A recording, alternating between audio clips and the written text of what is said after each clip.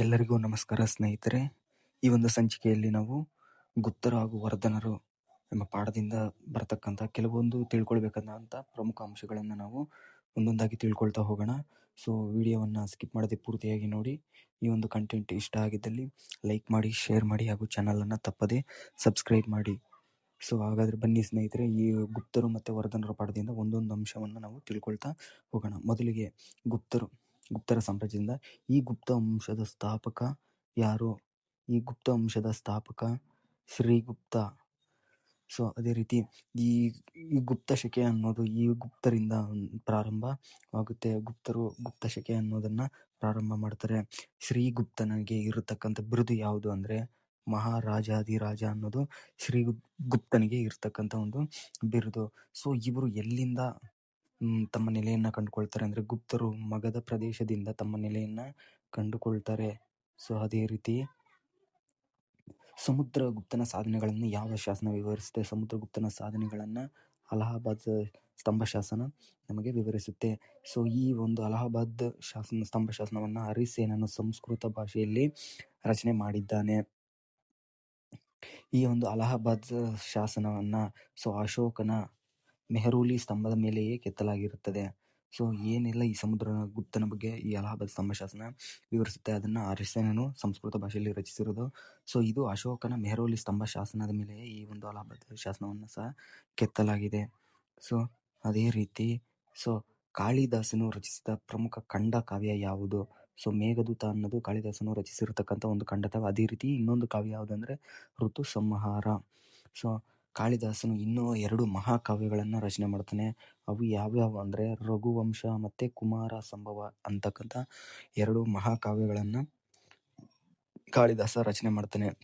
So ಅದೇ ರೀತಿ ಕಾಳಿದಾಸನ ಶ್ರೇಷ್ಠ ನಾಟಕ ಯಾವುದು ಅಂದರೆ ಅಭಿಜ್ಞಾನ ಶಾಕುಂತಲ ಅಂತಕ್ಕಂಥದ್ದು ಕಾಳಿದಾಸನು ರಚಿಸಿರ್ತಕ್ಕಂಥ ಒಂದು ಶ್ರೇಷ್ಠ ನಾಟಕವಾಗಿದೆ.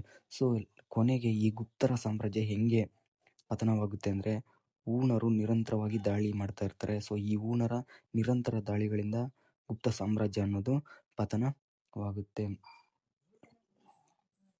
ಅದೇ ರೀತಿ ನಾವು ವರ್ಧನರ ಬಗ್ಗೆ ತಿಳಿದುಕೊಳ್ಳೋಣ. ಈ ಗುಪ್ತರಲ್ಲಿ ಬರ್ತಕ್ಕಂಥ ಪ್ರಮುಖ ವಿಜ್ಞಾನಿಗಳು ಖಗೋಳಶಾಸ್ತ್ರಜ್ಞರ ಬಗ್ಗೆ ತಿಳ್ಕೊಳ್ಳೋಣ. ಸೊ ಅದರಲ್ಲಿ ಧನ್ವಂತರಿ ಭಾರತ ವೈದ್ಯಶಾಸ್ತ್ರದ ಪಿತಾಮಹ. ಸೊ ಧನ್ವಂತರಿನ ನಾವು ಭಾರತದ ವೈದ್ಯಶಾಸ್ತ್ರದ ಪಿತಾಮಹ ಅಂತ ಕರಿತೀವಿ. ಸೊ ಈ ಧನ್ವಂತರಿ ಆಯುರ್ವೇದದ ನಿಘಂಟನ್ನ ಸಹ ರಚನೆಯನ್ನ ಮಾಡಿರ್ತಾನೆ. ಸೊ ಅದೇ ರೀತಿ ಆ ಒಂದು ಅವಧಿಯಲ್ಲಿ ಚರಕನು ಚರಕ ಸಂಹಿತೆಯನ್ನ ರಚನೆ ಮಾಡ್ತಾನೆ. ಸೊ ಅದೇ ಮೊದಲ ಬಾರಿಗೆ ಭಾರತೀಯ ಪರಂಪರೆಯಲ್ಲಿ ಶಸ್ತ್ರಚಿಕಿತ್ಸೆಯ ಬಗ್ಗೆ ಮೊದಲು ತಿಳಿಸಿದವನು ಯಾರಂದ್ರೆ ಸುಶ್ರುತನು ಶಸ್ತ್ರಚಿಕಿತ್ಸೆಯ ಬಗ್ಗೆ ಭಾರತದಲ್ಲಿ ಮೊದಲು ತಿಳಿಸ್ತಾನೆ. ಅದೇ ರೀತಿ ಸೂರ್ಯ ಮತ್ತು ಚಂದ್ರಗ್ರಹಣದ ಬಗ್ಗೆ ಯಾರು ಮೊದಲಿಗೆ ತಿಳಿಸ್ತಾರೆ ಅಂದ್ರೆ ಆರ್ಯಭಟನು ಮೊದಲಿಗೆ ತಿಳಿಸ್ತಾನೆ. ಸೊ ಆರ್ಯಭಟ ಪ್ರಖ್ಯಾತ ಖಗೋಳ ಮತ್ತು ಗಣಿತ ಶಾಸ್ತ್ರಜ್ಞನಾಗಿರ್ತಾನೆ. ಸೊ ಇವರ ಅವಧಿಯಲ್ಲಿ ಬರತಕ್ಕಂಥ ಪ್ರಮುಖ ವಿಜ್ಞಾನಿಗಳು ಇವರು ಆಗಿರ್ತಾರೆ.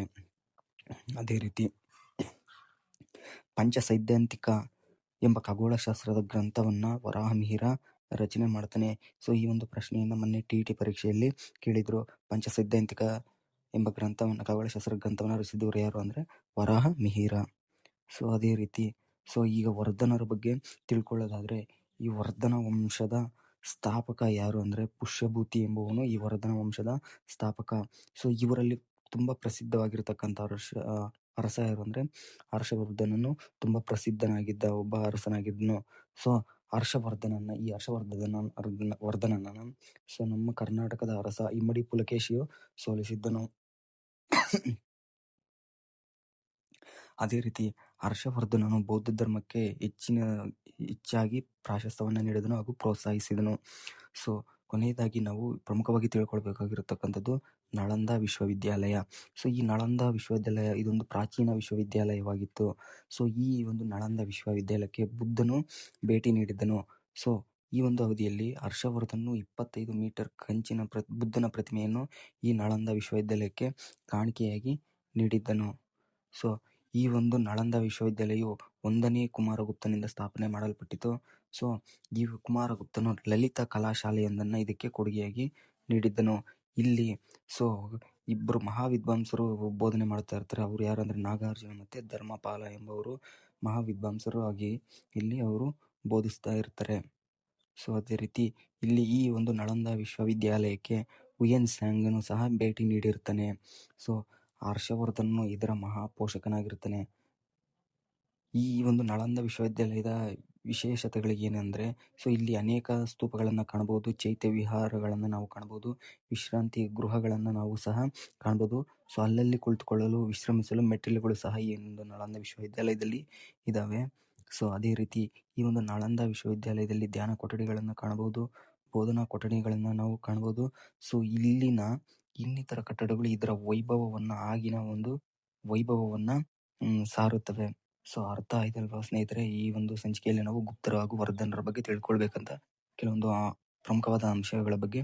ಸೊ ಚಾನಲ್ ಅನ್ನ ಲೈಕ್ ಮಾಡಿ, ಶೇರ್ ಮಾಡಿ ಹಾಗೂ ಚಾನಲ್ ಅನ್ನ ತಪ್ಪದೇ ಸಬ್ಸ್ಕ್ರೈಬ್ ಮಾಡಿ. Thank you.